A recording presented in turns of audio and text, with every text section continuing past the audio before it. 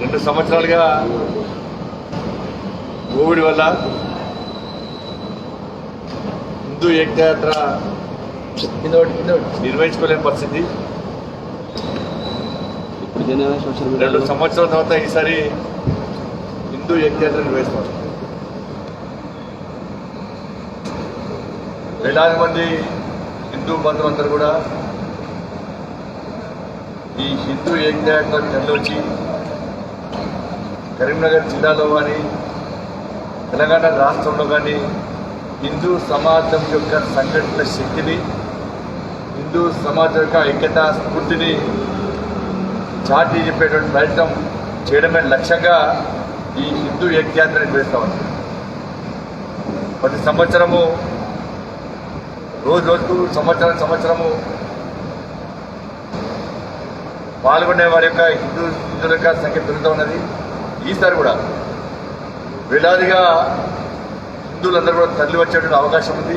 ఒక పండుగ వాతావరణంలో ఈ హిందూ ఏకయాత్రను నిర్వహించి మరొకసారి హిందూ సమాజం యొక్క సంఘటిత శక్తిని వాళ్ళ చూపంటే ప్రదర్శించే ప్రయత్నం ఈ సందర్భంగా చేస్తూ ఉన్నాం. దాని తగ్గట్టు అన్ని ఏర్పాట్లు పూర్తవుతున్నాయి. విగ్రహాలు కానీ, హనుమాన్ విగ్రహం కానీ, అదేవిధంగా రాముల వారి విగ్రహం కానీ, దాంతోపాటు దాని ప్రత్యేకంగా హనుమంతుని వేషధారణతో ప్రత్యేకంగా ఒకరికి ఈసారి ఈ యాత్రకు ఆకర్షణగా నిలిచిపెట్టే అవకాశం ఉంది. వేలాది మంది హిందువులందరూ స్వచ్ఛందంగా తరలివస్తున్నారు. దుబాయ్ నుంచి వస్తున్నారు. సింగపూర్ నుంచి కూడా అనేక మంది హిందూ యువకులు మన హిందూ ఏకయాత్రలో పాల్గొనడానికి వస్తూ ఉన్నారు. అందుకే ఆ ఏర్పాట్లను చూడడానికి రావడం జరిగింది. అన్ని ఏర్పాట్లు కంప్లీట్ చూస్తూ ఉన్నారు. ఈసారి ఈ హిందూ ఏకయాత్రకు శ్రీ శ్రీనివాసానంద స్వామి గారు ఇలా అతిథిగా చేస్తున్నారు. ప్రతి సంవత్సరం కూడా స్వామిజీ రావడం, మనకు మార్గదర్శనం చేయడం, ఒక స్ఫూర్తి నింపడం, మనకు చైతన్యం కలిగించడం, అనేక విషయాలను స్పష్టం చేసి మనకు మార్గదర్శనం చేసే ప్రయత్నం చేస్తున్నారు. తప్పకుండా హిందూ బంధువులందరూ కూడా ఈ హిందూ ఏకయాత్రలో ఈ నెల 25వ తారీఖు నాడు సాయంత్రం 4:30 గంటలకు కరీంనగర్లోని వైశ్య భవన్ నుంచి ప్రారంభమయ్యేటువంటి హిందూ ఏకయాత్రకు వేలాదిగా స్వచ్ఛందంగా తరలి వచ్చి ఈ హిందూ ఏకయాత్రను విజయవంతం చేసి హిందూ సంఘటిత శక్తిని ప్రదర్శించాలని చెప్పి నేను హిందువులను గర్విస్తూ, హిందువులను గాంధిస్తూ, కాశ్యాప్ జెండా పట్టుకొని జై శ్రీరామని నిలదీస్తూ అందరూ కూడా పెద్ద ఎత్తున తరలి రావాల్సిందిగా మేమంతా విజ్ఞప్తి చేస్తా ఉన్నాం. దాంతోపాటు నిన్న కేంద్ర ప్రభుత్వం, శ్రీ నరేంద్ర మోడీ గారి ప్రభుత్వం పెట్రోల్, డీజిల్, గ్యాస్ ధరలను తగ్గిస్తూ ఒక సాహసోపేతమైన నిర్ణయం తీసుకున్న సందర్భంలో దేశ ప్రధాని మోడీ గారికి, ఆర్థిక శాఖ మంత్రి నిర్మలా సీతారామన్ గారికి, తెలంగాణ రాష్ట్ర ప్రజలతో కూడా హృదయపూర్వక కృతజ్ఞతలు తెలియజేస్తా ఉన్నాం. పెట్రోల్ మీద 100 రూపాయలు లీటర్కు, డీజిల్ మీద 6 రూపీస్, ఉజ్వల గ్యాస్ కనెక్షన్స్ తీసుకున్నారు. అందరూ కూడా 200 రూపాయలు సబ్సిడీ ఇస్తూ నిర్ణయం తీసుకున్నారు. ఇది దేశంలోని పేద ప్రజలకు కూడా. దీని ద్వారా దాదాపు 1,00,000 రూపాయల అదన భారం కేంద్ర ప్రభుత్వం సంవత్సరం పడుతుంది. అయినప్పుడు కూడా దేన్ని పట్టించుకోకుండా పేద ప్రజలు కాపాడాలనే వాళ్ళ ఆధికారుల ఉద్దేశంతో సాహసోపేత నిర్ణయించుకున్నారు. మనకు తెలుసు, రష్యా ఉక్రెయిన్ మధ్య యుద్ధం జరుగుతున్నప్పుడు క్రూడ్ పెరిగినప్పుడు కూడా ఇలా దేశ ప్రజల మీద భారం పడద్దు, ప్రభుత్వం మీద భారం పడ్డా కూడా ఏదో విధంగా సర్దుకోవచ్చు, కానీ పేద ప్రజలు ఇబ్బంది పడుతున్న ఉద్దేశంతో ఈరోజు మనం కేంద్ర ప్రభుత్వం ఈ నిర్ణయించుకోవడం నిజంగా చాలా సంతోషం. ఎందుకంటే తెలంగాణ రాష్ట్ర ప్రజలతో కూడా హృదయపూర్వక ధన్యవాదాలు తెలియజేస్తున్నాం. దాంతోపాటు రాష్ట్ర ముఖ్యమంత్రి ఇన్ని రోజులు మొదటి నుంచి డిమాండ్ చేస్తున్నాం. దేశ ప్రధాని యొక్క విజ్ఞప్తి మేరకు ఇలా ఎక్సైజ్ డ్యూటీ తగ్గించింది కేంద్ర ప్రభుత్వం, వారి చేతితోనే తగ్గించింది కేంద్ర ప్రభుత్వం. కానీ రాష్ట్ర ప్రభుత్వాలు వ్యాట్ ద్వారా తీసుకునేటువంటి పన్నును తగ్గించడంలో నిర్లక్ష్యం వహిస్తారు. మరి అనేక బీజేపీ పాలిత రాష్ట్రాల్లో వ్యాట్ తగ్గించడం వలన, రాష్ట్రాలకు వచ్చే పన్ను తగ్గించుకోవడం వలన పెట్రోల్ ధర తగ్గినాయి. కానీ తెలంగాణ రాష్ట్ర ప్రభుత్వం మాత్రం ఇంతవరకు తగ్గించే ప్రయత్నం చేయకపోవడం కాకుండా కేంద్ర ప్రభుత్వాన్ని అప్రచమలేసి కేంద్ర ప్రభుత్వాన్ని బదనాం చేసే ప్రయత్నం రాష్ట్ర ప్రభుత్వం చేస్తూ ఉంది. గతంలో డిమాండ్ చేస్తే రాష్ట్ర ముఖ్యమంత్రిని వెంటనే తగ్గించేయాలి. ఒక్కొక్క లీటర్ మీద 30 రూపాయలు కమిషన్ దొబ్బుతున్నావు, ట్యాక్స్ మీద దొబ్బుతున్నావు. దాన్ని తగ్గించడంలో మాత్రం పట్టించుకుంటావు, దాన్ని తగ్గించడం మాత్రం నిర్లక్ష్యం ఇస్తున్నావు. తిరిగి కేంద్రాన్ని బదనాం చేసే ప్రయత్నం చేస్తున్నావు. 65,000 కోట్ల రూపాయలకి రాష్ట్ర ప్రభుత్వానికి ఆదాయం వస్తుంది. 65,000 కోట్ల రూపాయలు వాళ్ళ ఆదాయాన్ని దొబ్బుతున్నావు పెట్రోల్ డీజిల్ దాని మీద. మళ్ళీ తిరిగి కేంద్ర ప్రభుత్వం బదనాం చేసే ప్రయత్నం చేస్తుంది. తగ్గించబోవడం కారణం ఎంతో రాష్ట్ర ముఖ్యమంత్రి చెప్పాలి. ఇవాళ నీకు వచ్చే 30 రూపాయలు వ్యాట్ తగ్గిస్తే తెలంగాణ రాష్ట్రంలో లీటర్కి 80 రూపాయలు పెట్రోల్, 80 రూపాయలకే పెట్రోల్. తగ్గించకపోవడానికి కారణం ఏంటో రాష్ట్ర ముఖ్యమంత్రి చెప్పాలి. కొన్ని తగ్గిస్తలేడు కానీ దేశం తిరుగుతాడు. ఆయన కొడుకేమో అక్రమంగా సంపాదించి ఆస్తంతా విదేశాల్లో డబ్బులు పెట్టడానికి ఆయన వస్తున్నాడు. ఇవాళ రాష్ట్ర ముఖ్యమంత్రి ఏమో ఈడ ఏం వీకెండో 60 వీకెండానికి అలా ఢిల్లీ పోయి పంజాబ్ పోయి ఇక్కడ ఉద్ధరించిన 60 ఉద్ధరిస్తారట, సంచలనం సృష్టిస్తారట.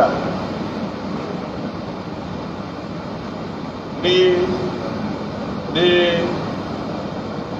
ఆలోచన విధానాలు, నీ ద్వంద్వ విధానాలు, నీ మూర్ఖత్వ విధానాలు, నీ అహంకారం, నీ నియంత వల్ల సంచలనం. అంతకంటే సంచలనం ఏం లేదు. ఏం బికొడుతో ఏం కాదు. అంతమంది ఇంటేసాడు, అద్భుతాలు సృష్టిస్తా, ఫ్రీ యూరియా ఇస్తాడు, అందరు పాలన ఫెయిల్ చేసాడు. ఏం చేయాలి? ఢిల్లీ పోయి రైతు చట్టాలను యుద్ధం చేస్తా, మరి దమ్మెందు దిగుపడుతున్నాడు. ఆడపోయి ఏం చేయాలి? వాళ్ళు దీక్ష చేసి కేంద్ర ప్రభుత్వం మెడలు పడతాడు, ఏం చేయలేదు. మళ్ళీ ఇప్పుడు సంచలనం సృష్టిస్తాడు. అంటే న్యూస్లో ఉండడానికి, పేపర్లో హెడ్లైన్స్ రావడానికి, టీవీలో బ్రేకింగ్ రావడానికి మాత్రమే ముఖ్యమంత్రి సంచలన వ్యాఖ్యలు చేస్తారు తప్ప ఆయనతో ఏం కాదనే విషయం దేశమంతా తెలుసు.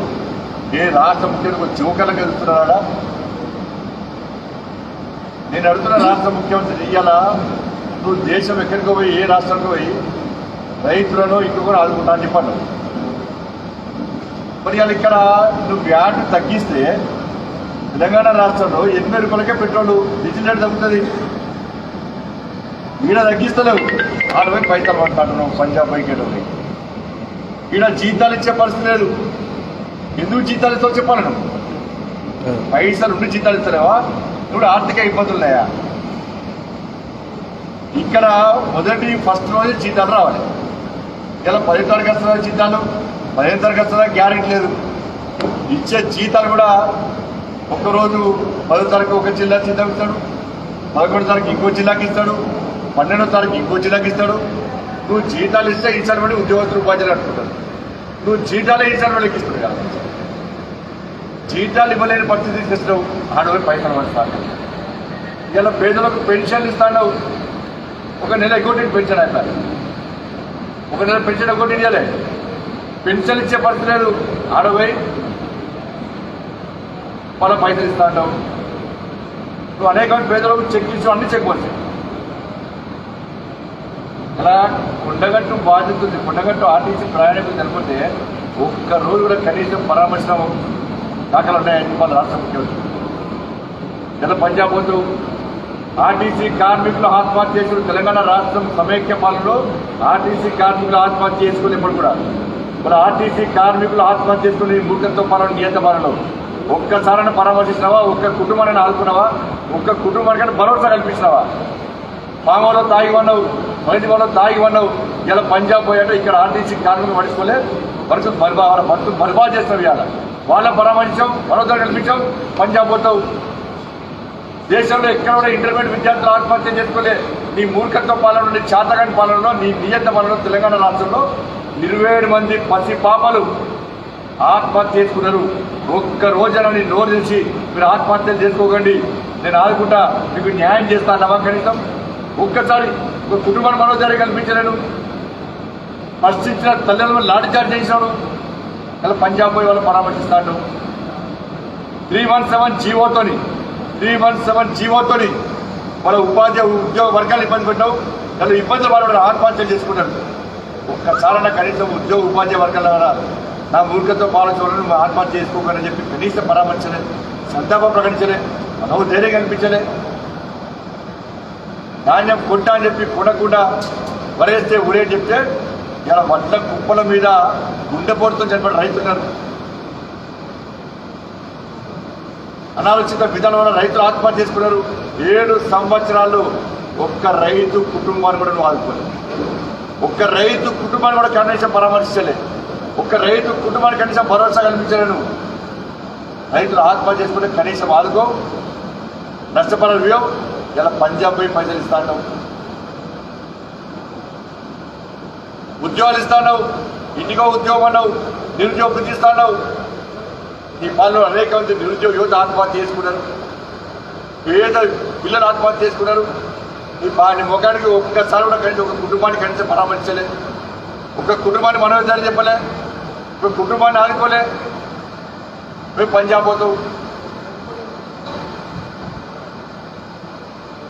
కోవిడ్ అప్పుడు ఫామ్ హౌస్ ప్రగతి మన శరీరం నువ్వు నీ కుటుంబం కనీసం ఒక్క ఆత్మను సందర్శించలే. పేదలు అరికోసపడ్డారు. ప్రభుత్వ ఆత్మలు సౌకర్యాలు, కార్పొరేట్ ఆత్మలు వైద్యానికి పైసలు చెల్లించలే పరిస్థితి. కనీసం వాళ్ళ గురించి ఒక్క రోజు కూడా స్టేట్మెంట్ చేయలే. వాళ్ళ దానికి పారాశ్రమం వేసుకుంటే కోవిడ్ పోతుందంటివి. నీ పేరే పారాశ్రమ ముఖ్యమంత్రి. రైతులకు రుణమాఫీ చేస్తాను, 1 లక్ష రూపాయలు ఇల్లు చేస్తావు, పంజాబ్ పైసలు ఇస్తావు. దళితులు 3 ఎకరాలు ఇస్తావు, ఆ పైసలు పంజాబ్లో పడుతావు. దళిత బంధు ఇస్తావు, పోయి పైసలు పంజాబ్లో పెడుతున్నావు. అంబేద్కర్ విగ్రహం పెడతావు, పెట్టిన తీసుకుపోయి పంజాబ్లో పైసలు పెడుతున్నావు.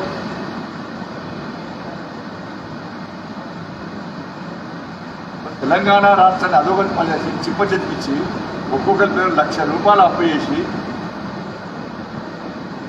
ఇక్కడ ఈ రాష్ట్రం కూడా సాధించడానికి ఇక్కడ అక్రమంగా ప్రజల నుంచి దోసుకున్నటువంటి పైసలు తీసుకుపోయి ప్రజాధనాన్ని తెలంగాణ రాష్ట్రం కష్టపడి తెలంగాణ రాష్ట్రాన్ని సాధించుకున్నాం. అనేక మంది ప్రజలు తెలంగాణ రాష్ట్రాన్ని సాధించుకున్నాం. ఈ కష్టాన్ని తీసుకుపోయి ఇలా ఇతర రాష్ట్రాల్లో నీ పేరు కోసం, నీ ప్రఖ్యాత కోసం, నీ పార్టీ కోసం మన పైసలు ఆడ పెడుతున్నాం అంటే తెలంగాణ సమాజం ఆలోచించాలి, మేధావి వర్గం ఆలోచించాలి. దీనికి కారణం ఏంటంటే మోడీ గారు వస్తున్నారు. మోడీ గారు వస్తున్నట్టుగా ఏముంటుంది.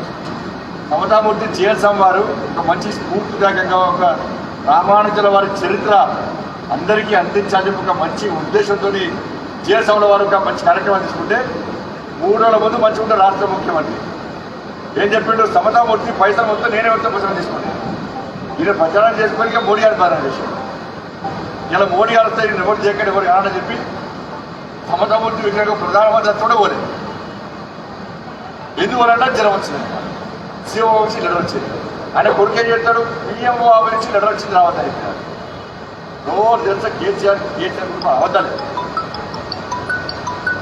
మరి ఇవాళ ఏముంటుంది, మరి అంత ఉద్ధరించేది ఏంటి, పోయి ఏం పెట్టుకోవాలి, ఏం చేస్తారు, ఏముద్దేశం. ఒక ప్రధానమంత్రి వచ్చి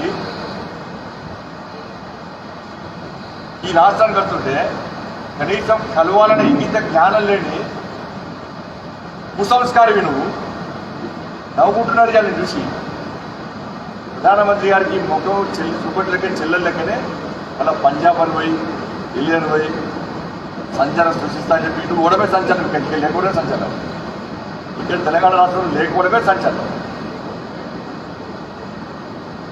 మరి ఇప్పటికైనా రాష్ట్ర ముఖ్యమంత్రి స్పందించాలి. పెట్రోల్ డీజిల్ మీద వస్తున్న వ్యాట్ తగ్గించుకోవాలి. తెలంగాణ రాష్ట్ర ప్రజలు ఆదుకోవాలి. అనేక రాష్ట్రాలు తగ్గించినాయి, ఆ రాష్ట్ర ప్రజలు ఆదుకునే ప్రయత్నం చేస్తున్నాయి. కేంద్ర ప్రభుత్వం శాస్త్రోపేతం నిర్ణయించుకున్నది, మనం తగ్గించాల్సిందిగా భారతీయ జనతా పార్టీ డిమాండ్ చేస్తుంది. మంత్రి కేటీఆర్ భాజపా ముఖ్య నాయకులపై చేసిన వ్యాఖ్యలపై మీరు